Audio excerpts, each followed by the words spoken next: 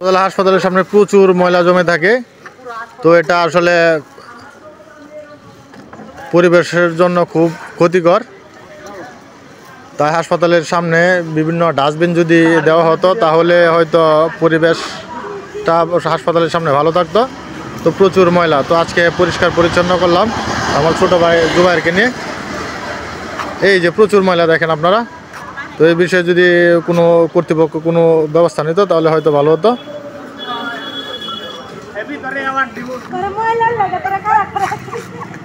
আর আরেকটা সমস্যা হয়েছে এই যে সাইনবোর্ডটা, এই সাইনবোর্ডটার কারণে প্রচুর ময়লা এই জায়গায় জমে থাকে। মানুষে তাদের ময়লা এই সাইনবোর্ডের নিচে পরিত্যক্ত জায়গাটা ফেলে রাখে। তো এই সাইনবোর্ডটা যদি এখান থেকে সরানো হতো তাহলে পরিবেশটা খুব ভালো থাকতো।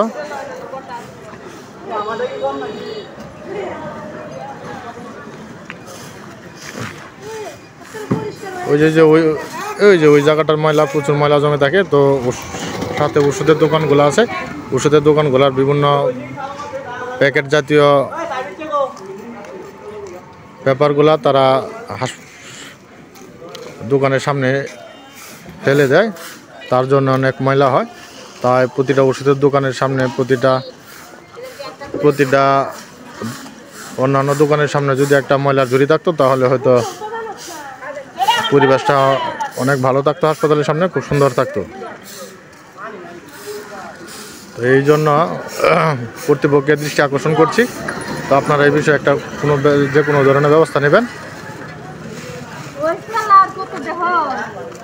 পূর্বতলা হাসপাতালের সামনে প্রচুর ময়লা আবর্জনা। তো আমাদের ছোট ভাই জুবাইর পরিষ্কার পরিচ্ছন্নের কাজ করছে। আসলে হাসপাতালের সামনাটা অনেক নোংরা। বিভিন্ন জায়গায় দেখি, বিভিন্ন জায়গায় হাসপাতালের সামনা কত পরিষ্কার থাকে। আসলে এসব হচ্ছে আসলে জনসচেতনতার অভাব। আমরা আসলে খুবই অগোছালো মানুষ। আমরা আসলে নিজের দায়িত্ব যদি কোনো পরিষ্কার করে বিভিন্ন ময়লা আবর্জনা ডাস্টবিনে ফেলি তাহলে পরিবেশ ভালো থাকবে।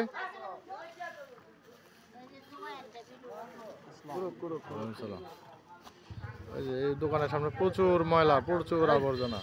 কর্তৃপক্ষের দৃষ্টি আকর্ষণ করছি।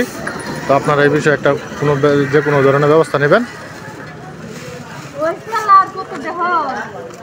প্রচুর ময়লা, তো আশা করি সবাই